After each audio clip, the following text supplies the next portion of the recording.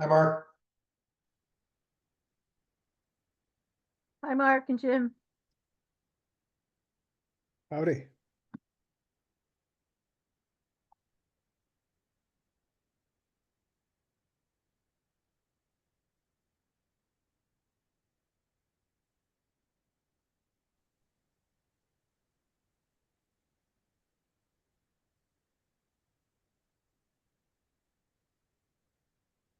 Welcome, Terry. Welcome, Emily.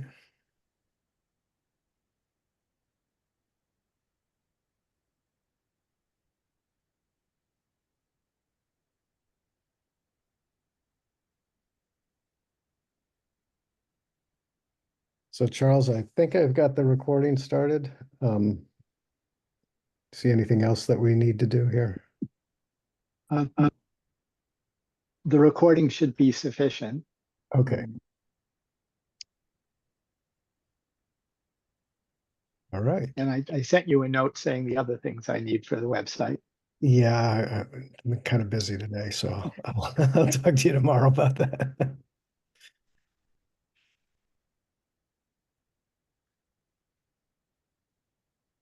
Okay. Well, it's 7 o'clock, so I think we'll start. Good evening. This is Mark Sandine. I'm Chair of the Hanscom Area Towns Committee. Permit me to confirm that all members and persons anticipated on the agenda are present and can hear me. When I call your name, please respond in the affirmative. Emily Mitchell, Present. Terry Ackerman, Present. Jim Hutchinson, Present. Charles Hornig, Present. Gary Taylor, Ephraim Flint, Stephen Hagan, Margaret Copey, Jessica Casterly from Hanscom. Present. Thank you, Jessica. Amber Goodspeed Present. from Massport, Mike Vadalaro from Massport. Present. Thank you. Thank you.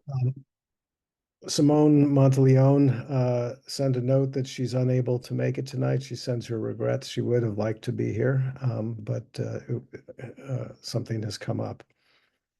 All right. So the time is now 7:01 on Thursday, September 5th, 2024, and I call this open meeting of the Hanscom Area Towns Committee to order. Please note that this meeting is being conducted remotely, consistent with Massachusetts state law, allowing public bodies to continue holding meetings remotely. For this meeting, the Hanscom Area Towns Committee is convening by video conference via the application Zoom as posted on all 4 town websites, identifying how the public may join. Some reminders before we begin. The meeting is being recorded, so please be aware that others may see you, and anything you broadcast may be captured by the recording. Please remember to mute your phone or computer when you're not speaking, and each vote taken in this meeting will be conducted by roll call vote. Before we get started, I'd like to confirm that Jim Hutchinson will be taking the meeting minutes for the meeting this evening. Yes, I will. Thank you so much, Jim. I very much appreciate that. Sorry, did someone else have a question? Okay. So we will have an opportunity, we will have an opportunity for community updates from the neighboring towns on topics such as MBTA zoning, affordable housing, energy code adoption, town meeting votes, and other major initiatives. And following that, we will hear some updates from Hanscom Air Force Base representatives and Massport representatives. And then we'll have an opportunity to discuss Massport's draft environmental status and planning report and have an opportunity to review and potentially approve a comment letter from HATS committee members.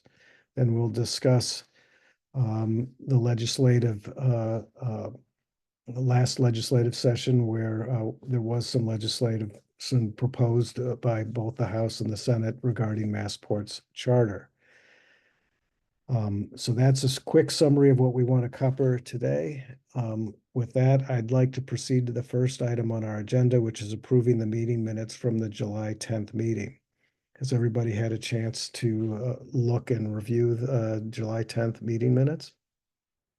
Yes, I move we approve them as submitted. Well, Second. thank you. Do I have a second? Okay. So by a roll call vote, Jim Hutchinson, Aye. Terry Ackerman, Aye. Emily Mitchell, Aye. and I'm a yes. So the minutes are approved unanimously. Thank you so much. So I'd like to proceed to the second item on our agenda, which is municipal updates, and I'll start with Emily Mitchell. All right. Let's see. We have a few things going on in Bedford. Our new fire station is progressing. We're in the permitting stages this fall, so we'll be appearing before the ZBA for a few variances, mostly about like the height of fences in a few places, and also the Conservation Commission. There's a corner of the property that is wetlands, so we need to get an approval for what's going to go in there. And we're still meeting with the Historic District Commission to go over the details of the exterior, the part that's visible from the street, which is their purview. So that's moving along. Hope to be going out for bid in December or January, and groundbreaking in March or April. We have a vacancy on the planning board. One of our members moved out of town, and so the planning board and the select board are planning a joint meeting to interview. We have 4 candidates to fulfill that term till the next town election. And I thought it was going to be Monday, but it sounds like it's going to be at the end of this month. Select board had our goal setting at the end of August, and one of our top goals, we often look at different intersections around town as part of our traffic management and transportation capital projects, and we wanted to focus specifically on safety. We had a fatal accident in July at the Reformatory Branch crossing on Concord Road, and that's a crossing that was going to be part of the Minuteman Bikeway extension. We were going to do a tunnel under the roadway, which is actually historically what it used to be for the trains. But when that project was defeated, all of those intersection improvements kind of fell by the wayside. So our bicycle advisory and transportation advisory committees met last night with our transportation engineer, looking at things that we could do, at least in the short term, to try to improve safety there in particular. The problem is that the town does not own all the right-of-ways. We don't own the property. That was the crux of that last vote that was defeated. So looking at perhaps some of those breakaway pylons to just kind of create a little bit of traffic calming. So we'll see how that goes. There's also a large development, a LIP project on Carlisle Road that's been in the works for a few years, and that is now also before the zoning board, looking at 139 units, townhouses, apartments, and then a senior housing apartment building on a separate, not quite adjacent parcel. So that's before the ZBA on the 12th. There's some excitement in town. There's a lot of concern in town with traffic and the usual things, but that's going to be one of the bigger developments, and it's close to the center of town. It's you know, we've had some large apartment complexes off on Middlesex Turnpike, but this one's a little bit more toward the center of things. Emily, can you repeat how many units that is? I missed that. I think it's 139 among all the buildings. Okay, thank you. I assume that Amber's going to talk about the runway resurfacing project that happened in August. I know we had some resident concerns on the first day of trucking, but I don't know that we had anything after that. So I'll wait for her report on that. We have Bedford Day coming up on September 21st. That's our big town celebration. So we'll have a parade and a street fair, and then we'll have fireworks at night for that. And the last thing that's just kind of looming a little bit, that is not a select board gig, but we have the school committee and the administration negotiating team has been working with the teachers union for several months. So they were able to come to agreement on the education support professionals contract before the end of the last school year, but there's still one sticking point on the teacher contract. So we're starting the new school year, resuming those negotiations. So we kind of hit pause over the summer. So everybody's a little bit nervous as to how that's going to go, but I'm hopeful, and it's not something that the select board can do anything with specifically. So we're just kind of in watch and wait and see as well. So that's what I got from Bedford. Thank you, Emily. And looking forward to seeing how things work out with that intersection. I bike through there all the time. So Terry, do you have an update? Yes, thank you, Emily. Our transportation committee was also talking about that intersection. So a lot of interest there. We have in Concord received provisional approval for our MBTA zoning article, which passed at town meeting overwhelmingly, but there seems to be a few technical issues, one in particular that need to be ironed out, even though the Attorney General has approved the article. So there's some negotiations going on with, I don't know if I'll get this right, EOHCL, is that what they call it now? Okay, great. HSC. We also were down to 9.9% on the SHI, and we have now approved a friendly 40B over by Baker Avenue Extension, if you know where that is in West Concord, where there's a lot of medical offices. And we're really excited about this project. It's several hundred units. I can't remember how many. And we got some funding over the years and CPC funding. There's going to be a pedestrian walkway across the Assabet River going from those medical offices and this new housing development into West Concord. So you won't have to drive around the river. And then we have another 40B that may come, that is going through the process. And right now we're on 12 point something percent SHI. This other one in Thoreau Hills by the Thoreau Club would make us up to 15%. So we'll see what that one's a little more controversial. We'll see what happens with that one. It's also right next to the 2229 Main Street property, which is a super fun site that we did a big site walk on yesterday. I don't think this is about Hanscom Town. And the select board. And we there is a lot of progress on the cleanup. They've spent maybe $150 million so far, and it's going to be another 5 years until it's ready. But various groups in town are studying it to see if the town wants to acquire it. And then Monday night on the select board agenda, we have a no-fly zone letter for requesting that Massport and the FAA have a no-fly zone during the Patriots Day ceremony, April 19th, 2025. And once that letter's been approved by the 250th Committee in Concord, it's going to the select board Monday. Then I would like to bring it also to the next HATS meeting to see if HATS will endorse it. And so you'll be getting a copy in the next week or so. And that's all I have for news. Well, thank you, Terry. Jim.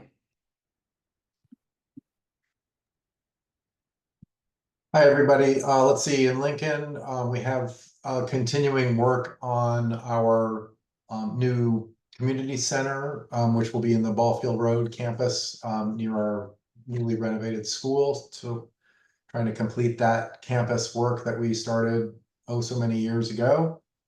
The community center project is coming along nicely. This is our year to do the final design, and the bonding was approved at last town meeting. So it's all full speed ahead on pushing through with that work. In other news, we have orchestrated a public forum for a town meeting study committee. Like a few other towns around, residents are interested in looking at changes to town meeting process, including the usual suspects like remote voting, Australian ballot, clickers, a petition process for getting time at the podium, and other exciting changes that will be debated and discussed by this study committee and then voted on by the town eventually. So that's a process that we have noticed has happened in a few other towns around, and we're going to try to take our cues from other reports from surrounding towns so we don't repeat some of the same work and get more quickly to the findings that residents will be interested in. So that's kicking off in September. Let's see, I think I reported this last time, but we did get AG approval on our MBTA communities plan that we approved last March. So that's more or less a settled matter for us. We don't have any, I don't think, have any technical outstanding issues with EOHLC. And what else is going on in town? We also have work on intersections. I think that's maybe a hot topic in all the towns. I don't know if it was triggered by an accident in our case, but it is definitely of interest. Oh, I know. It's really the Bicycle and Pedestrian Committee that's driving the work in our town. The goal is to try to get the town to be a little bit more bicycle friendly and walking friendly along some of the routes that are not currently that safe. For instance, we have a day where the kids all bike to school, or it's a big, push to get all the kids to bike to school. And some of the routes from some parts of town really aren't quite safe for that to happen. So we're working on that. As you all know, those kind of projects take forever to figure out how to do and to get approval from all the relevant authorities. And so that'll be ongoing. Let's see what else is going on in town. I don't see Gary Taylor, so I was going to lean on him to report on a few other things. I think I'll end there for Lincoln. Okay. So thank you, Jim. I'll give a little bit of an update on Lexington, and maybe Charles might want to say something about MBTA at the end.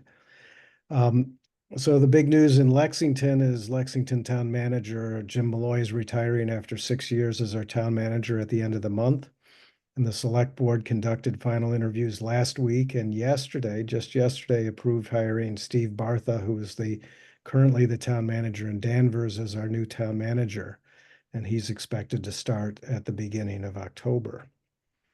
I'd mentioned previously that the Massachusetts legislature had approved reorganizing LexHab as an independent 501c3 organization. The governor signed that bill yesterday to approve the change.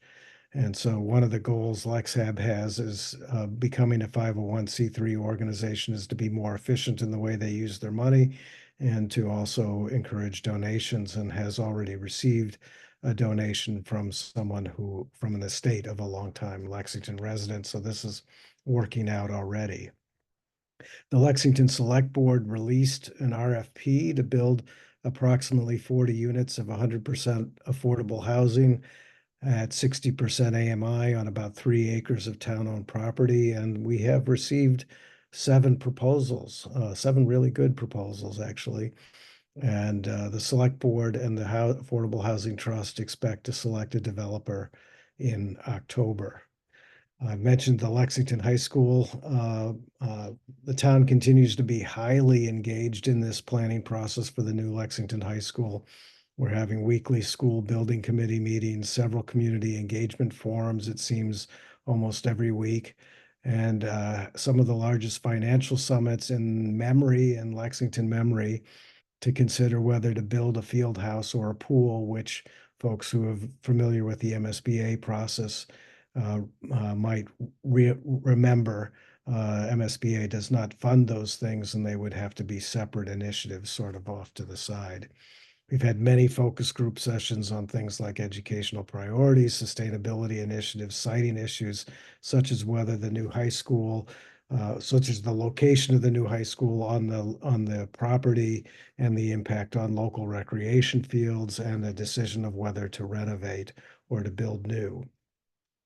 I wasn't going to say anything about bicycles, but since so many folks are talking about bicycles, we are having a bikeway block party on Sunday, September 15th along the bikeway. There's going to be bands and musicians and magicians and food and all kinds of things. Anybody who wants to go for a ride this weekend, plan on Sunday, September 15th, riding into Lexington. In terms of intersections, the select board approved a public participatory budgeting process for some of our ARPA funds. And the public voted as the number one project that they'd like to conduct is to put flashing lights in at the intersections where the bikeway crosses public streets. So we allocated $250,000 to put in 7 of these little flashing lights that will flash to alert motorists when bicycles are crossing the bikeway. So that's one way that we've decided to address intersections and safety of the bikeway. So there's been a ton of activity since our last HATS meeting on MBTA community zoning. So Charles, do you want to say a word or two? Certainly. We currently, we've had a lot of interest in people building projects, which we weren't sure how much we'd get. We've had a lot. We currently have 6 projects in the permitting process who filed for their first permit. One of them has gotten through site plan review and is doing its other permits. The others are still in site plan review hearings. Again, there's a long path between site plan review and a shovel in the ground. So and worse for occupancy. So, but we imagine that it could well be the case that some construction starts next year.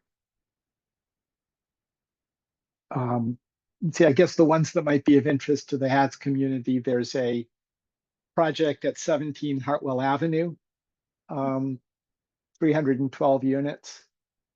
There's a few smaller ones on Bedford Street.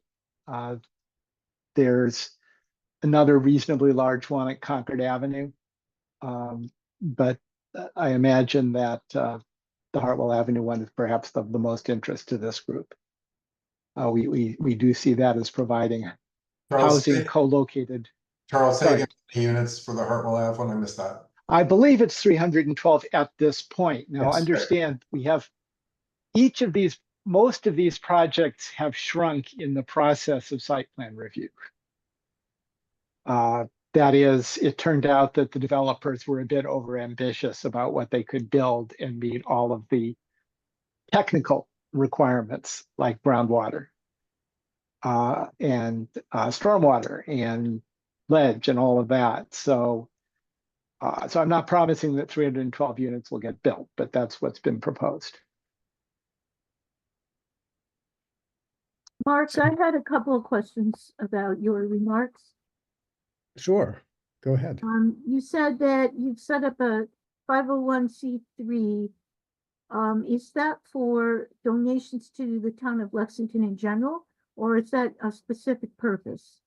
So I apologize for being unclear here. So LexHab is an organization that was formed by the town something like 40 years ago for the purpose of facilitating the production of affordable housing in Lexington. Okay.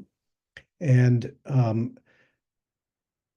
our town council determined that because they're so tightly bound to the town that we had to treat them like a municipal entity for construction purposes, for procurement policies, for prevailing wage, and for many other reasons. And so what the LexHab folks determined was that they could be much more effective if they were sort of split out from the town and became their own independent entity and were restructured as a 501c3, but they were originally created by an act of the state legislature.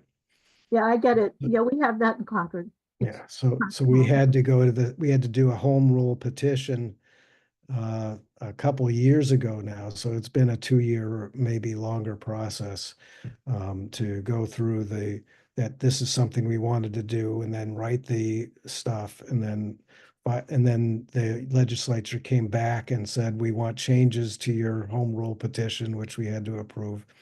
Yeah. But finally that has occurred. And so now Lexhab is able to receive donations and operate a little bit more independently of the town. Okay, We hope that will encourage affordable housing production in Lexington. thank you. And my other question is about the 40 units of 100% affordable. Yes, You said that's on town-owned land, yes. and you have 7 interested bidders so far. I'm Yes. really curious, are there any other incentives that the town is providing So besides? the town this is a parcel of land. It's about 3 acres of land, and the town is proposing to provide that land at essentially a nominal charge, like $100 charge or something. So as we all know, the number one issue in building housing is getting a site to build it on. And that can be expensive in our territory. So there's substantial value in Right. town being willing to provide a piece of property that could be easily put under site control by a developer. So that's what we're proposing, is to provide that as the town's contribution. The Affordable Housing Trust has some money set aside to perhaps supplement that. There are some um, LIHTC requirements that the town participate in the financing of this. So you can leverage significant amounts of federal and state financing if you're also willing to provide some subsidy as well. So we would anticipate that there would be providing the land plus some subsidy.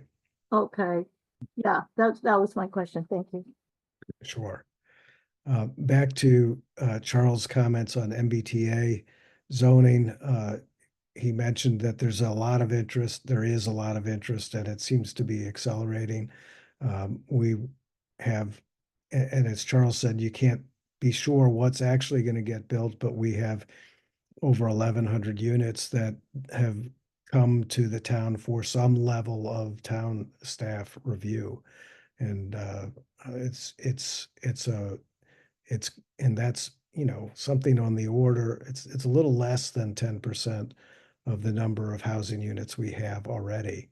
And if all of those units move forward, it would be something on the order of 150 or more 80% affordable housing. So it's quite a change. And we're going to be, one of the major questions we asked our town manager candidates is, how are you going to manage a town that's changing dramatically in terms of the number of housing units it has? So it's going to be a once in a generation sort of change here. Okay. With that, I think it's time for Hanscom updates. And could we go to Jessica for Hanscom Air Force Base update to start? Absolutely. Thank you. Good evening, everybody. I have a few updates for you tonight. The first one is I just wanted to bring to your attention a draft environmental assessment and finding of no significant impact that we just made available on our website yesterday. It is for our new fire station and passenger terminal project, which I know there were some questions about that from HATS members in the past. So I just wanted to make you aware that it is available to download on our website right now. And the public comment period is open from now through the 5th of October. So if you'd like to take a look at that, I can provide just a quick overview now. So currently our fire station and our passenger terminal are sharing a facility. on the northwest side of the base, kind of abutting the Massport Hanscom Field property. And due to various requirements and training and other things that we need to do, it's just not working for us anymore. So the proposal is to build a new 26,325 square foot, one-story fire station that would be centrally located on the base at the site of our old gas station. And then we would build a 5,150 square foot passenger terminal building just north of where the current facility is. And then the old facility would be torn down once the construction is complete. So just to clarify a little bit, Jessica, the passenger terminal is for Hanscom Air Force Base personnel. That is correct. So that is why that particular facility would be so small. It's very rarely used when we have senior leader Air Force officials that may come into the area for meetings or visits. When our major command general comes into town to meet with the base leadership here and to talk about different projects and things, they'll land at Hanscom Field and they'll come through that terminal. So yes, it would not be used all that frequently. Jess, can you say the size of the passenger terminal one more time? I missed it. Absolutely. It is 5,150 square feet. Thank you. Absolutely. My next update is related to the Sartain Gate project. I am pleased to report that we are 85% complete. And we are targeting February 2025 that we are expecting to be done. So fingers crossed, weather and other factors cooperate and we can stay on target. And I did just want to note for the group that we do have some night paving associated with the project that's coming up September 16th and 17th from approximately 6 p.m. to 4 a.m. both of those days. And then my last update is just note about an exercise that we'll be holding at the base next week. It starts Monday, September 9th, and we'll go through the 13th. And it's an emergency response exercise. So we're testing various scenarios and just making sure that our security forces and other first responders, that, all those appropriate actions that need to take place if an emergency happens are working correctly. But I wanted to mention it for this group just because we will be doing a few gate closures at various points throughout the exercise. So sometimes that does impact traffic a little bit. So if you notice a little backup around the gates, it's most likely related to the exercise. We're trying to keep that as quick as possible and get things moving again. So apologies if it does cause any inconveniences, but I just wanted to let you know why that might be the case. And that is all I have this evening. Jess, is there any noise associated with the exercise? There should not be. Nothing dropping from the sky, no. No, the only noise is we do have what's called our giant voice system on the base that will state some emergency messaging. So if we're going into a lockdown, for example, it would state that. To be honest with you, I'm not quite sure how far it reaches. I don't think many folks off base would hear it. I believe the only instances we've had of individuals mentioning hearing it is some of the housing on Wood Street. So potential for some Lexington folks might be able to hear it, but I don't believe anyone else would notice it. And the messages are pretty short. So hopefully it will not be too disruptive. And all of this activity will be taking place during the workday, so no nighttime activity. Thank you. Are there any other questions for Jessica? I think giant voice technology sounds interesting. I might need that at home to control my kids. All right. So with that, I think we would move on to Amber for a Massport update. Thanks, Mark. Good evening, everyone. So over at Hanscom Field, our updates are our salt storage shed is being relocated. Right now it's located in our central parking lot on the west ramp, which is just east of the Jet Aviation hangar. It's been completely demolished and that area will be repaved tomorrow.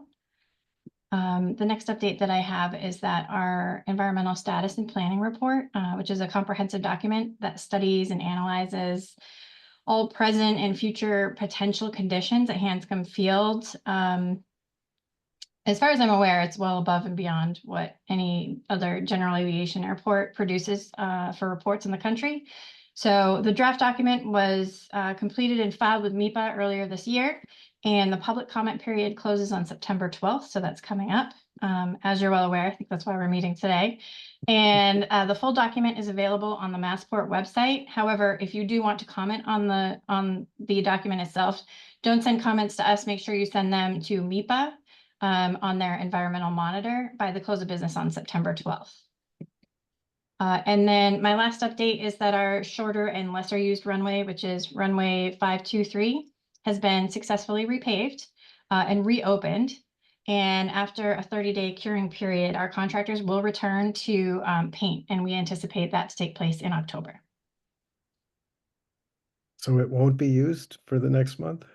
It is open for use right Oh, now. okay, okay. So what we do is we issue, it's called a NOTAM, which is a notice to all pilots. It gets filed federally so that they know that the markings aren't standard, but it is open for use. Okay, okay. Any questions for Amber? Okay. I guess one question about the repaving. Did you hear any concerns for residents on the trucking aside from that first day? So we had several calls from one resident only. Okay. Thank you. Okay. Amber, is that everything? That's everything for me, unless you have Well, questions. thank you so much. So the next item on our agenda is to review and discuss whether the HATS committee members would like to send a comment letter on Massport's proposed 2022 ESPR. So as Amber just mentioned, the environmental status and planning report was released in May, and originally public comments were to be submitted in July, but the Massport extended the comment period until September 12th. So we have an opportunity today to consider whether we would like to make some comments. And as we have discussed in previous HATS meetings about when we've been discussing the draft environmental impact report that the proponents for Hanscom North Airfield reference the ESPR quite extensively in their DEIR. And so the fact that many sections in the DER referenced Massport's previous ESPRs, I believe, highlights the importance of these documents to Massport and in Massport's planning process. So with that, I'd just like to have a short discussion among the members whether we should be submitting some comments, and then I have a draft letter that we can look at and see if this meets the needs or if there's some comments about that. But at the last meeting, we discussed the ideas that we might want to address issues such as aircraft activity levels, airport planning, noise, air quality, sustainable development. And so is there, so let me just do this. I will put a copy of the draft. I'm just looking at my screen here to make sure I'm finding the right one. The draft letter up on the screen. So are you seeing a letter that is addressed to Rebecca Tepper and Alexander Strisky on your screens now? Yes, we are. Yes, Okay.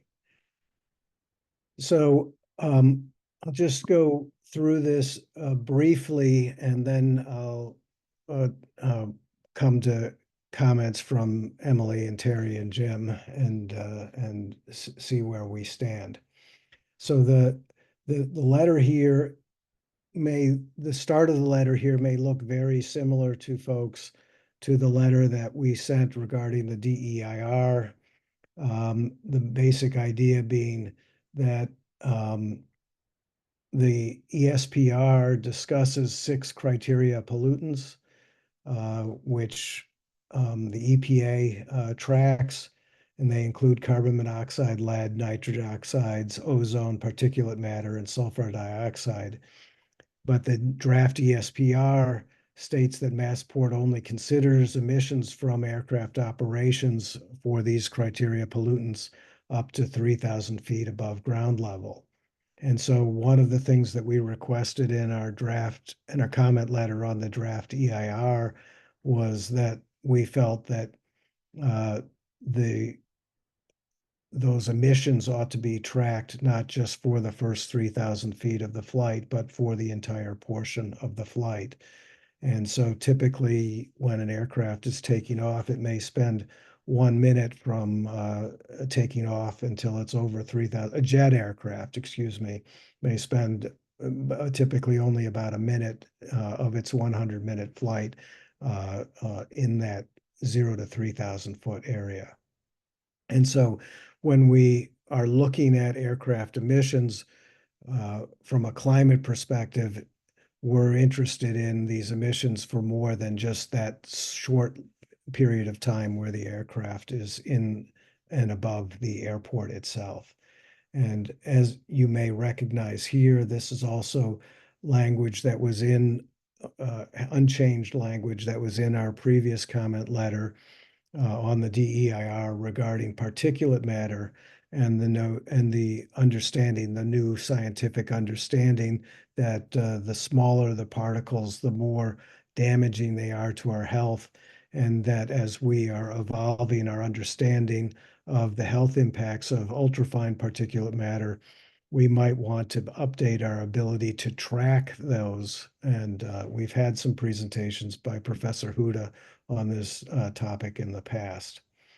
One thing that we haven't talked about previously in our draft EIR, because it was focused on jet aircraft, but in this ESPR, we wanted to discuss lead pollution, and the ESPR makes a statement about the fact that the EPA has recently issued an endangerment finding for aircraft lead in the atmosphere, and but in the draft ESPR, this statement is at the end of the section in the lead section, and we would respectfully request that it be placed at higher priority at the beginning of the section, and also to acknowledge that the EPA believes that one of the primary sources of atmospheric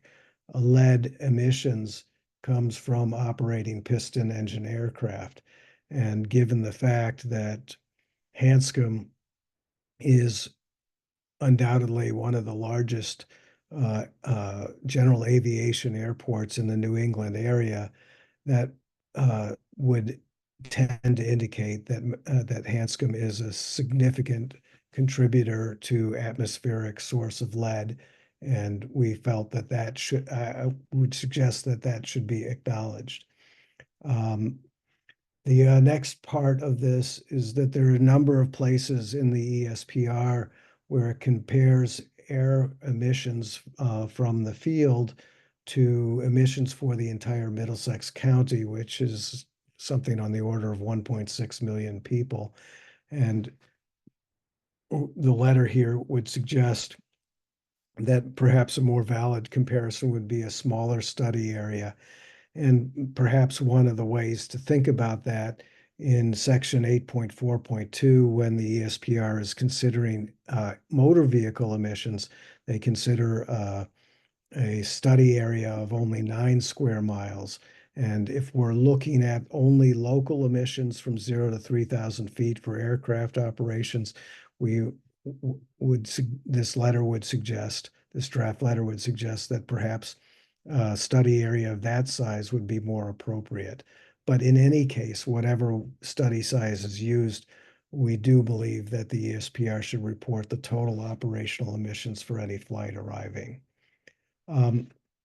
Another area we're talking about planning, and Amber mentioned that the ESPR is used very heavily in Massport's planning and to determine what we expect will happen in 2030 and 2040.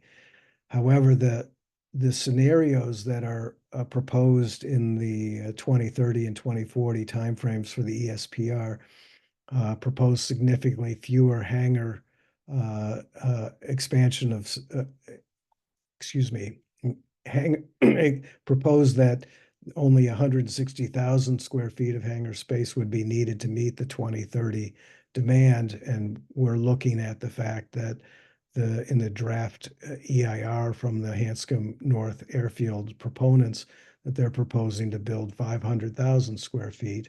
And we've had a number of updates previously that there are 60,000 square feet of jet hangar space currently under construction. If you add those 560,000 square feet and compare it to the 160,000 square feet, that's 3.5 times more hangar space than is shown in the ESPR plan. And so the recommendation of this comment letter would be that the ESPR look at what is currently being proposed and plan for the impacts, not the environmental impacts as well as the noise impacts of the additional 75 aircraft that would be based in the hangars that are being proposed.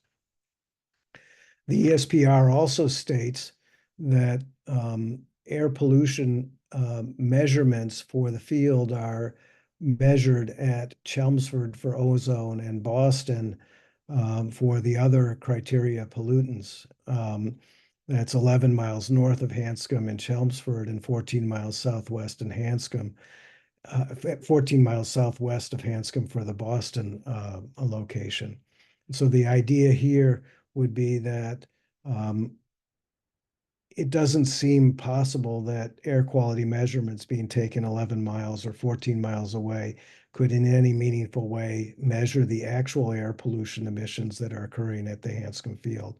So this letter would request that Massport measure and report actual emissions on the airfield in order to validate the theoretically calculated emissions that are discussed in the ESPR. The draft ESPR does mention that there was site-specific monitoring for one of the criteria pollutants, NO2, but that was performed in 1995. And I don't really believe that measurements conducted almost 30 years ago can accurately reflect the conditions of today. There's another section 4.1 of the ESPR that states that the Massport considers the state sustainability program executive order in its guidance for sustainability initiatives, but that order was issued in July of 2002, 22 years ago. And so the request of this letter would be that Massport would update its document to reflect the procedures and many significant state climate and environmental mandates and administration targets that have been adopted since that 2002 timeframe. There's a large discussion about housing in the area. And this is a critical part of Massport's planning because you need to figure out how many residents might be affected by growth at Hanscom. And the table 4.4 in the ESPR projects that the number of housing units in Lexington are actually going to decline in the 2030 and 2040 timeframe. And as we mentioned earlier in the meeting tonight, Lexington staff is seeing proposals for over 1,100 new units of housing after just 1 year of the MBTA community zoning. And we've heard from the other communities as well that they're actively working to increase housing in their communities. So this letter would request that the ESPR reflect the fact that the amount of housing in our towns is no longer stable. It has been admittedly very stable for decades, but is now taking a significant turn and is rising rapidly. There's also a comment in the ESPR that says that Massport is predicting that 10% of the aircraft at Hanscom Field will be electric powered by 2030. And they're suggesting in the ESPR that this will reduce the aircraft emissions for the criteria pollutants that are measured or calculated. And the letter here would suggest that this prediction is highly unlikely to occur.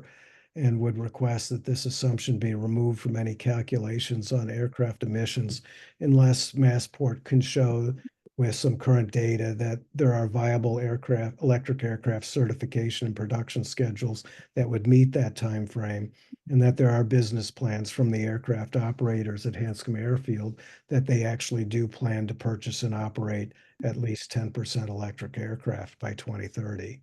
Otherwise, I think we need to be a little more conservative in the projections here. When we look at current battery technology, the certification plans for electric aircraft in the 2030 timeframe will only allow for quite limited range. And that means that if we're going to have any electric aircraft at all, there'd probably only be viable replacements for extremely small piston aircraft. And it's highly unlikely that any jet aircraft based at Hanscom would be replaced by electric aircraft in the 2030 timeframe. Finally, we wanted to talk a little bit about noise in this letter.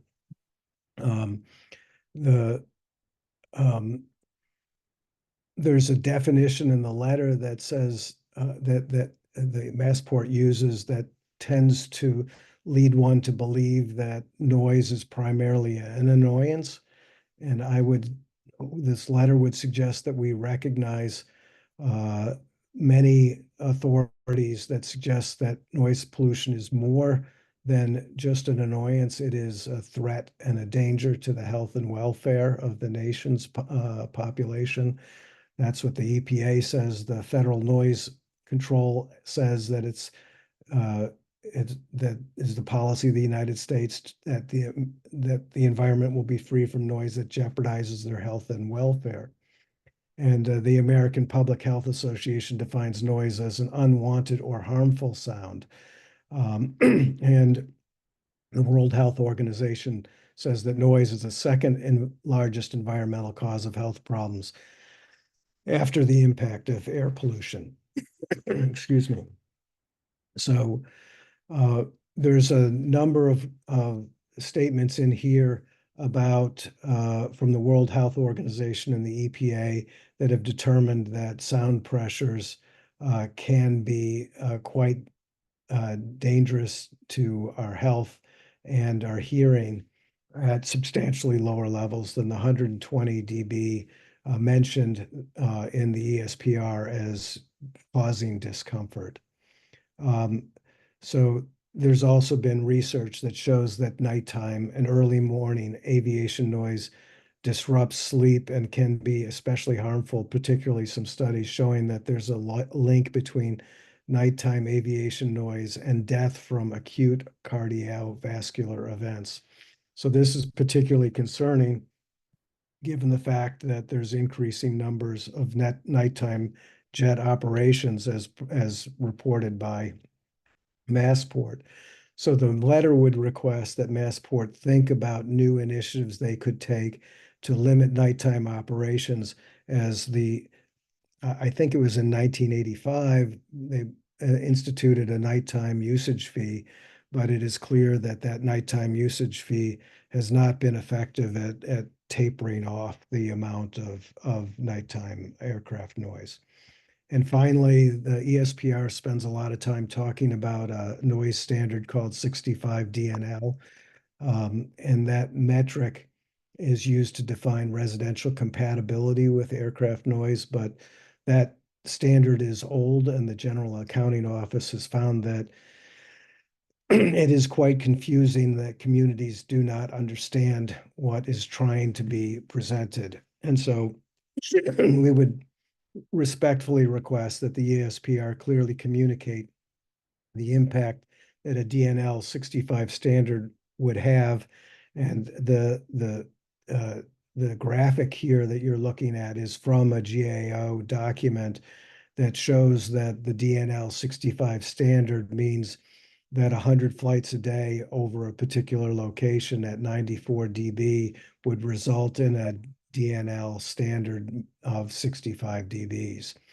And so I don't think many people understand that DNL 65, they might think DNL 65 means we're looking at 65 decibels of noise overhead, when what it really means is we're looking at 100 flights a day at 94 decibels. And if you look at the average number of jet aircraft taking off and landing at Hanscom, it's close to 100 flights a day. So that's a short summary of what's in the letter. I'd like to go to Emily to see if you have any thoughts. Yeah, so I did have a chance to review this earlier, and as I had told you then, I think it's an excellent letter. I think it brings up a lot of points that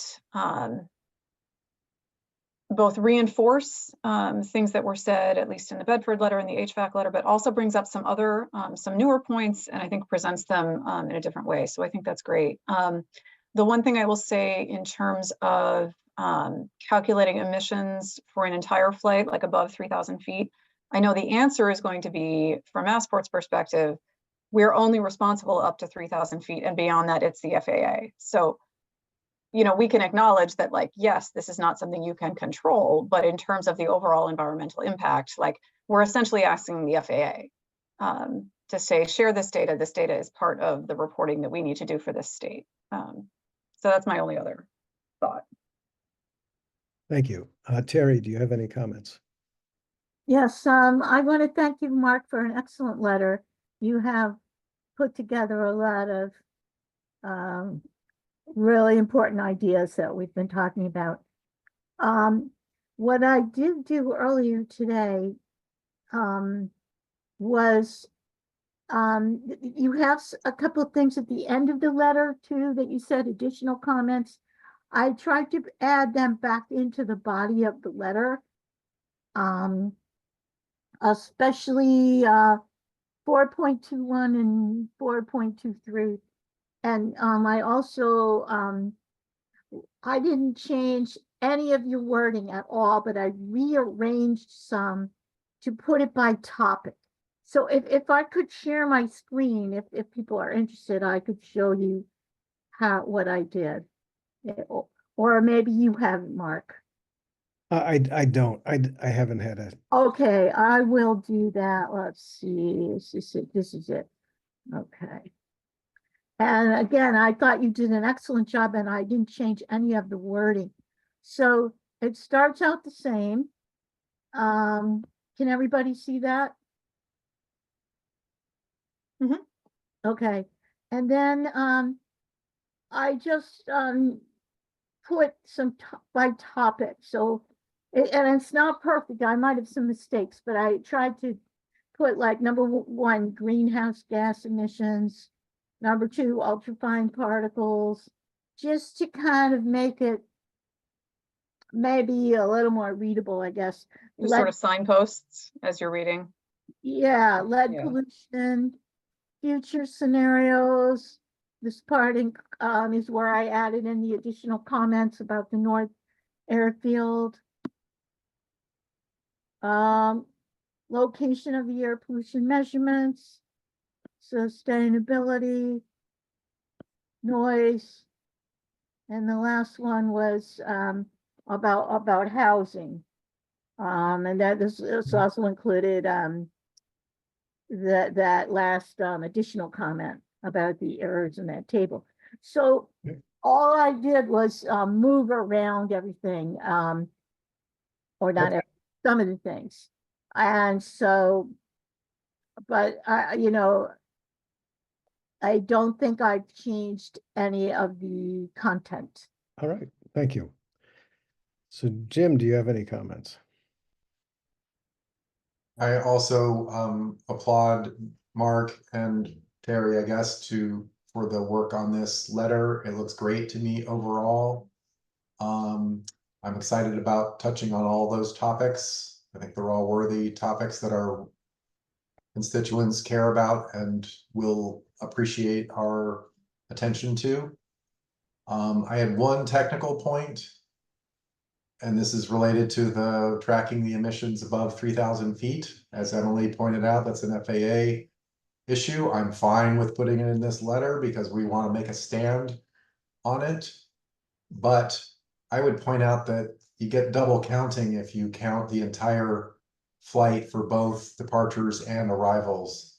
If you were somehow magically able to get all airports to do their ESPRs this way, you would double count the emissions if you did it the way that we're proposing. So as a purely nerdy technical propose or suggestion, I would suggest it's easier to say to count half of the flight for both arrivals and departures. And if you ever have flights that, you know, like some of the prop planes just do takeoff and landings right from Hanscom, they would count the entire flight because they'd count half of the departure and half of the arrival, and that would work. Maybe Chris has a better idea. Chris, I see you have your hand raised. Do you want to let Chris talk? Chris, you got to Jim, let's just, do you have any other comments? No, that was it. I just had that one technical point. The other points I'm on board with.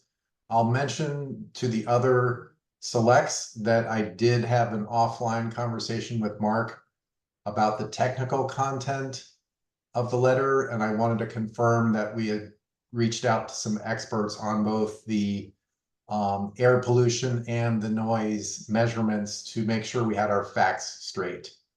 And Mark confirmed that he did do some checking with experts on those sections.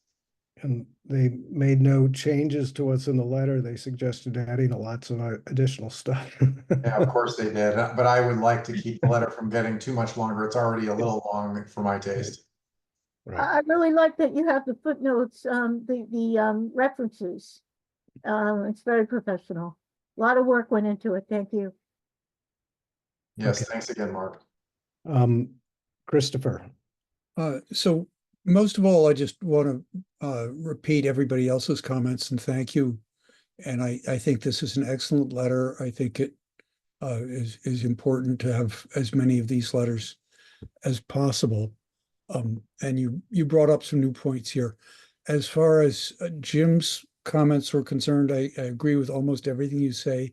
I would suggest for simplicity to simply count landings, the flights of landings, if you were to make a national standard, because a flight might not follow its intended flight path, but by the time it lands, you know where it actually did fly, and you could count the emissions that way.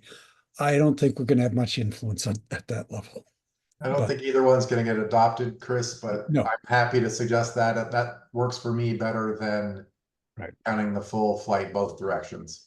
Yeah, but I think for this request to ask for the full flight both directions, that's fine. I'm happy with that. So thank you very much, and all of you and Mark in particular for putting this together. Okay, we have a number of other folks on the Zoom call. Is there anybody else who'd like to make a comment?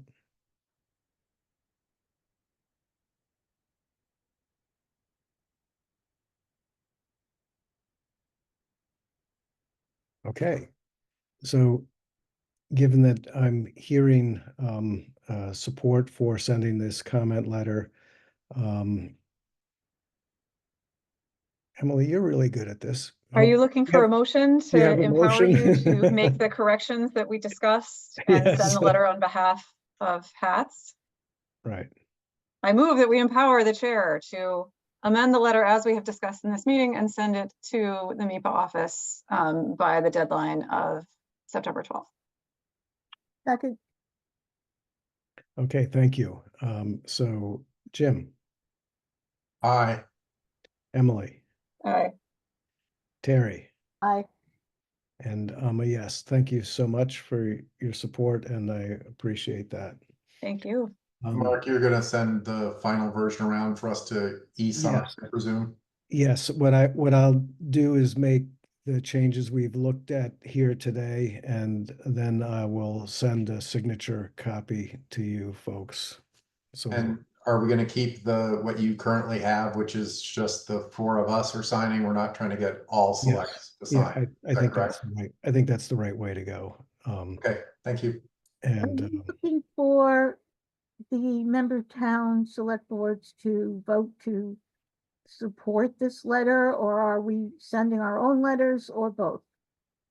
That's a good discussion point. So Emily, seeing as you've already sent a letter, why don't you Yeah, lead this Bedford's part already of the sent. discussion? So I think what I'm doing is signing myself as the Bedford Select Board representative to HATS. And I'm comfortable with that. But But you. I'm not asking, like, I'm not going to take You this have also to, already sent a letter, the Bedford Select Board, correct? we have, yeah.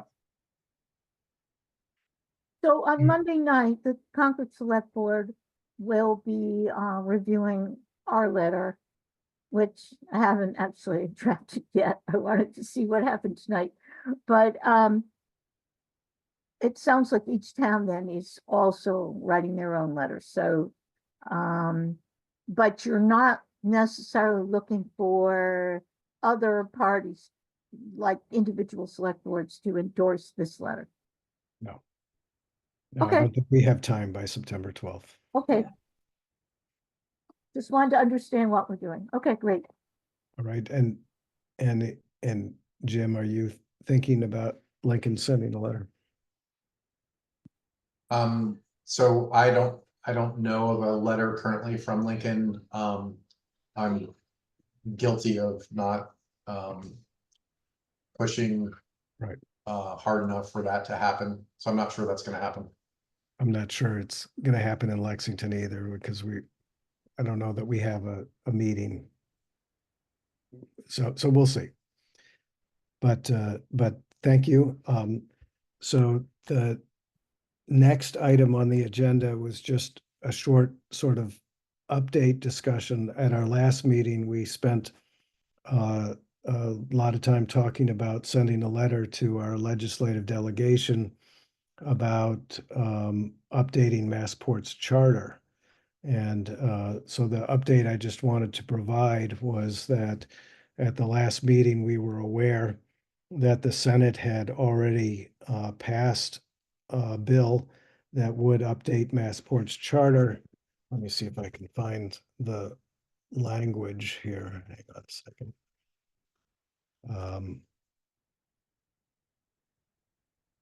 Yes, essentially adding to the charter, saying the charter currently says promote commerce, economic prosperity, safety, and security.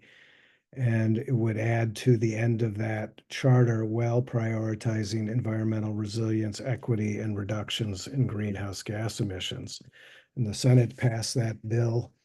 And the House, after we sent a note to our legislative delegation. The legislative delegation responded very rapidly and also passed a bill with very similar language. As part, the Senate was part of their Senate climate bill, and the House is part of their climate bill. Unfortunately, the House and the Senate did not reach agreement on the climate bill, so neither of those bills have gone into effect. So we do have both the Senate and the House suggesting that Massport, like other entities within the state, should be thinking about greenhouse gas emissions as part of their charter, but that is not likely to be taken up again until next legislative session. So that's an update. I don't know if anybody wants to have any comments, has any comments about that, or would like to discuss that first to select board members. I don't have any further information from what you just said. So. Okay. Okay. So Christopher? So I exchanged letters with Alice Peisch, who's the Lincoln representative in the House. And she was hopeful that she said that it's not the final date that legislation can move forward, and supported my frustration with this. So it sounded like she was hopeful that something could happen, but that's not a guarantee. Okay. Thank you.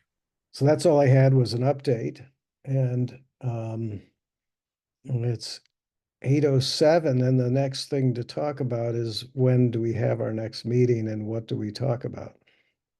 So do you have any suggestions about topics that we should be considering at HATS?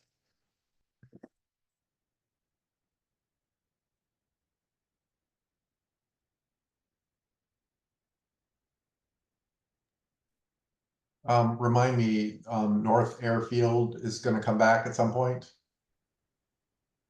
Gonna come back at some point, but we don't have any idea when, because the ball is in the developer's court. So they are preparing their supplemental draft environmental report. And we're done with ESPR for now. Yep. I mean, you could give a report on your town meeting study committee, but you may not have anything to report in November. It'll take a little while. We gotta form the committee and they gotta do their thing, so Yeah. November is gonna be too soon. Remind me, are we going to be, coordinating or reporting on the 250th? The HATS committee has said that, well, we're obviously all very interested and active in 250th activities. There's lots of other committees that are looking at that and spending lots of time. In Lexington, I think our HATS committee is 17 or 19 people or something like that. I don't wanna repeat their work. Exactly. And there's yeah, so while we would certainly be open to having folks give an update about things that might be relevant, we're not really trying to do more than that. So we had Simone Monteleone given a little bit of an update about what the National Park Service is doing for their 250th. But I don't think we're a decision-making body or an advisory body on the 250th. There's lots and lots of energy being put into that, and Yeah. Right. don't want to I guess be in their way. I guess my question is, if there's some kind of a regional traffic flow issue or something, then maybe it's just part of our update, our normal update. Right. Okay, thank you. So Amber, if I could ask you a question, we were just discussing the supplemental draft EIR. Is there any deadline for that, or is that an unknown right now? No, it's whenever the developer is finished with their studies. That's what I thought, but I As just. soon as I know that there's movement, I will let you know. Okay, thank you. I would assume it's going to take quite a while because it's a fairly extensive request. Yeah, I'm not sure how long it will take, but probably not this month anyways. Okay, thank you. Mr. O'Hagan. Here. Alex, you don't look like a Trisha. It looks like Alex to me. Yeah, the phrase "my better half" has never applied more in my case. I think we might, it would be delightful actually if we could extend, and if it would be accepted, an invitation to the incoming executive director, Mr. Davey, to meet with this group. I was delighted to go online to try and learn a little bit more about him, and found that he participated in a very interesting webinar sponsored by Boston College High School just a couple of years ago. He was still in his capacity as the transportation director for New York City. And he spoke very eloquently and passionately about his concerns about climate change, and that it is the responsibility of our generation to address the issue on behalf of our children and grandchildren.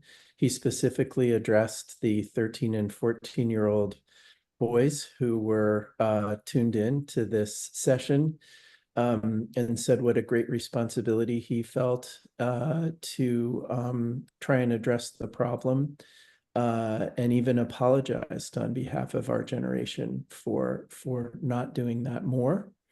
So I was very encouraged to hear such a genuine expression of concern about climate change. And we may be able to have more of a dialogue about the reality of how many emissions are going to be caused by the jets at Hanscom if the North Airfield project is completed, and maybe he'll come in with an open mind to canceling the project, as we would all like him to do. So just a thought, but why not invite him to meet with this group? So Amber, could you give us an update on when he might actually be starting? And I didn't catch his name, I'm sorry. Rich Davy, and it's Monday the 9th. I So think that's correct, Amber? although Michael can speak for our executive director. Yep, sorry. He started August 14th, I believe. And I will definitely take this message back to him and see if he would come out to the group. That would be very welcome. I think we have been mentioning that as something we would highly desire ever since it was clear that was going to be a new leader of Massport. And we do have a I'm history of sure that. he's going to be quite busy trying to get his feet under him for a while, but whenever it makes sense, that would be it would be very appreciated if we could have a conversation. And Amber, if you might want to suggest some, or Mike, I'm not sure who's the right person. Let me see if you have some dates of future meetings we can Right. suggest. That would probably help us facilitate. All right, which is sort of what we're talking about now. We don't have a November date lined up already, right? I don't have We don't anything have any written. dates lined up Okay. right now. I mean, traditionally, we would meet September, November, January, February, April, June, I think it was. Yeah, So, we've been on a much faster meeting schedule for the past year than normal. I think it was usually once every couple months. I think it was catching up for a lost year or two. Yeah, I think we did a nice job of catching up on all the comment letters. Yeah. I'd be okay with dropping back to every couple months to, we can react when we have topics that we need to discuss, but if we don't have a heavy agenda, I don't see why we force a meeting when we don't. So would you rather be doing something at the end of October or the beginning of November? I'm okay with November. Yeah, I think November is probably good. Okay, I'm pulling my calendar out here. I get think any busy. of those first 3 Thursdays would work for me. Like if we're able to pick a November date now, and then maybe you could send out some tentative options for the rest of the program year that we could send to Okay. you over email. Thursdays are good for me. So we traditionally meet on Thursday evenings, although we met once on a Wednesday. Is Thursday the preferred night for everybody else? Yes. Yeah. Okay, so we could look at the 7th, and then I'll also look at the 14th. Yeah, either of those would work for me. Okay, And the 21st would work as well if that becomes a issue. or an All three option. of them are good for me currently. when is Thanksgiving this year? 28th. Oh, okay. And Terry, do you have a preference?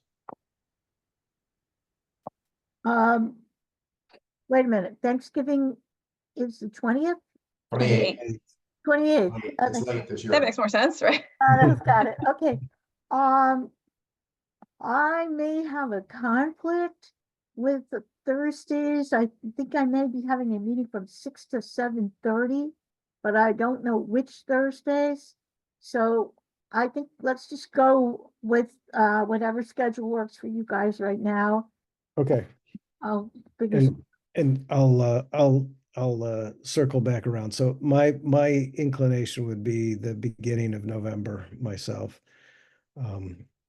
Because we get into town meeting. Seems like we always have special town meeting in Lexington. How many do you have a year? All right. Okay, so that's what we'll think about, and I'll send some, perhaps I'll send a note around, and perhaps you folks can also be thinking about some topics to discuss. So Amber, you had a comment? I'm not sure if this is true, but I have in my calendar, the first Thursday in November, the 250th planning meeting is also taking place. And Okay, Mary, you might know if that's true. Well, that's the So conflict. Don't we're worry. missing tonight's meeting. okay. That So was, the 14th looks like the date that we should pick then. Is Okay. 14th okay with everybody? Does that work for Massport and Hanscom Air Force Base, folks? I can attend on the 14th. I'm Thanks. available. Okay, Thursday, the 14th it is. And I'll look for some ideas from you in terms of topics and we'll go from there. Mr. O'Hagan, did you have your hand up from previously or is it or do you have something new that you'd like to discuss? Okay. All right, so we have a meeting scheduled for the 14th and do you have something? No, thank you. Sorry I left my hand up. And it's Alex Chatfield, by the way. I'm known to some people in the group, but not everybody. So I'm yeah, sorry. good to see you. I'm sorry. I recognize your face, but the name is stronger than the face. Notorious even, yes. Yes. All right. With that, I will take a motion to adjourn. So moved. Second, Okay, Jim, Aye. Emily, aye. Terry, I. and I'm a yes, and we are adjourned at 8:19 p.m. A little ahead of Thanks, schedule. everybody. Thank you Thank so you much. all. Two. Good night, everyone. Good night.